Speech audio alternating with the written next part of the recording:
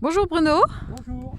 Alors on est au domaine d'Alonis en mars et aujourd'hui on va parler un petit peu d'un lieu qu'on a aménagé l'année dernière sur les plantes aromatiques et médicinales cultivées sur toile de jute. Donc si tu peux un petit peu nous montrer ce qu'on a mis et un petit peu comment on a installé ça. En fait, le site que vous voyez ici, était un endroit où je faisais beaucoup de légumes régulièrement dessus. Voilà. Et nous avons décidé de faire plus d'aromatiques pour faire tous nos sirops et des glaces et des choses comme ça.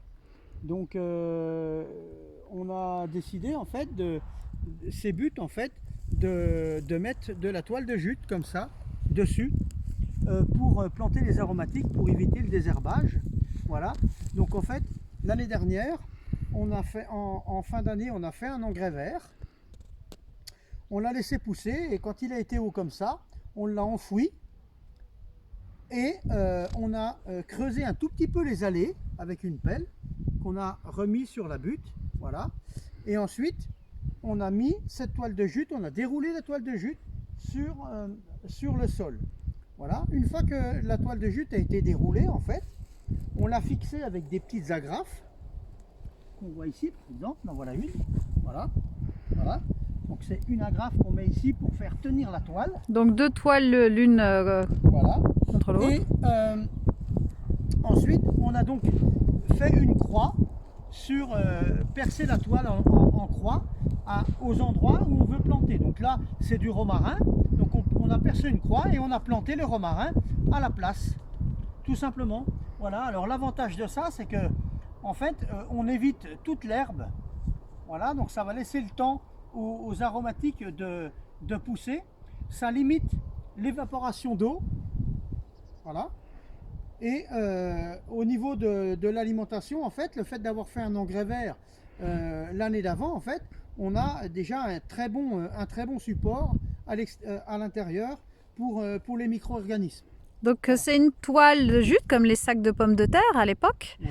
donc qui est biodégradable. Elle a une durée de vie de combien de temps? En fait, on la donne pour 3 ans. Donc j'espère qu'on va aller un tout petit peu au-delà de 3 ans puisque on ne marche pas dessus. Donc elle sèche assez vite, elle mouille, elle sèche. Donc les allées vont s'abîmer un peu plus vite, mais ici ça devrait aller sur 3-4 ans. Voilà, donc ça va laisser le temps au romarin pour le coup pratiquement de se toucher, quoi. Alors ce qu'on fait aussi, c'est qu'on essaye qu'il n'y ait pas de paille, de feuilles dessus. Ça nous arrive même de temps en temps de la balayer un petit peu pour qu'elle dure plus longtemps. Oui, parce que si vous mettez de la paille ou des choses sur la toile, en fait, eh bien, elle ne va pas sécher sur le dessus et donc elle va se dégrader beaucoup plus rapidement. Donc l'idée, c'est pas qu'elle se dégrade rapidement, c'est justement qu'elle tienne son rôle d'anti-herbe finalement le plus longtemps possible.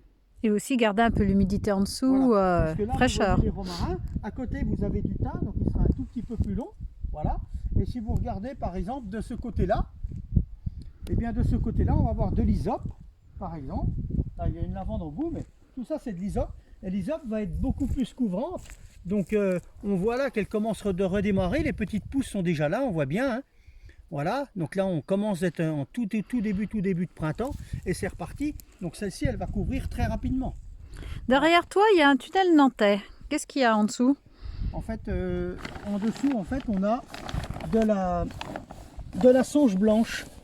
Voilà. Donc elle a été protégée pour l'hiver, voilà, parce que contre le gel. La sauge blanche, c'est une sauge blanche amérindienne. Et cette sauge blanche, en fait, elle est là pour... on la fait sécher. Elle est là pour nettoyer les lieux. Donc là, à côté... On l'utilise aussi pour la méditation, pour ces choses-là. Qu'est-ce que c'est là, ce qui est à côté là? Et ça, c'est un voile d'hivernage. On appelle ça un P30. P30 parce que ça veut dire 30 grammes au mètre carré. Voilà. Donc en fait, on met ça sous la toile pour protéger la plante. Donc là, tu l'as enlevé, mais il était étalé sur les plantes tout le long de la butte pour les protéger. Je l'ai enlevé parce que on a des températures, on a des toutes petites gelées, mais on a des températures qui sont acceptables. Donc je l'ai enlevé, j'ai gardé mon tunnel pour garder une certaine chaleur, mais j'ai enlevé le voile. Donc il a été là tout l'hiver et là, il y a une quinzaine de jours, tu l'as enlevé. C'est ça, mais je le laisse quand même ici parce que on peut encore avoir des gelées un peu plus importantes. Et du coup, ça me permet, hop, je le remets, s'il y a besoin, ça me permet de le remettre. Mais je l'enlèverai totalement quand on sera en mai, quoi. Dans cet espace-là, il y a d'autres plantes aromatiques et médicinales. Il y en a Oui. quelques-unes qui sont visibles encore l'hiver. Comme là, ça c'est Alors ça, ce sont des lys, Lilium candidum. Donc c'est du lys blanc.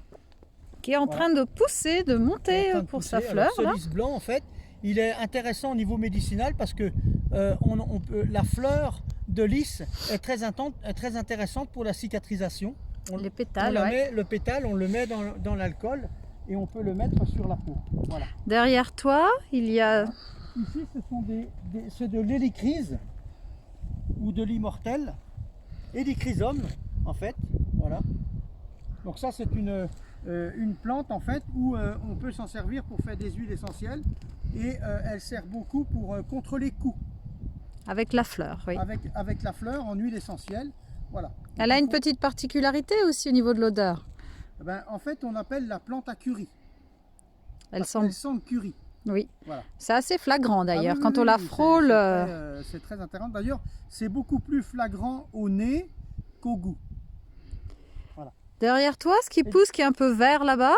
Ici, en fait, on voit, c'est un peu rouge. On voit que ça commence à sortir. Voilà. Et c'est de l'Echinacea. Voilà. Donc ça, c'est une plante qui est très intéressante aussi parce qu'elle est antivirale. Voilà, ça fait une plante qui monte assez haut, qui est antivirale. Un peu plus loin là-bas, nous voyons les ciboulettes qui commencent Voilà. à pousser. Ciboulette. Et là, c'est une plante où on peut faire aussi des sirops. Celle-ci là, Qui est un peu. c'est de la gastache, mais qui n'est pas encore. C'est encore trop tôt là. C'est encore trop tôt. Elle est pas. On voit quelques départs ici, et c'est encore un petit peu tôt. Il faut encore attendre une quinzaine de jours. Alors, l'avantage qu'on peut peut-être avoir aussi avec les paillages, c'est un petit peu contre le froid. Oui, parce qu'en fait, l'avantage aussi, c'est qu'au niveau de la flore et de la faune à l'intérieur, en fait, le paillage protège aussi des grands froids et protège aussi du trop chaud l'été. Du coup, ça permet à la faune du sol d'être beaucoup plus active aux périodes où naturellement elle est en repos. Voilà. Donc ça, c'est intéressant parce que ça fait travailler les buttes et donc du coup, votre sol travaille et tout ça, c'est bénéfique pour la plante. Donc là, on voit à côté de cet espace, l'espace mandala, qui a été mis aussi en paillage toile de jute, où là, il y a tout ce qui est fruits rouges et les bourgeons commencent à démarrer. Ça, on voit par exemple du cassis qui commence à démarrer là. Hein? Voilà, donc en espérant qu'il n'y ait pas des trop grands froids, parce que ça démarre direct. Voilà. Merci Bruno. Merci à vous.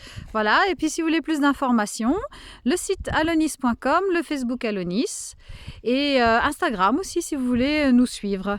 Et éventuellement venir nous voir directement sur le site, sur le domaine du 15 avril au 1er octobre. À bientôt. Au revoir. Au revoir. Merci.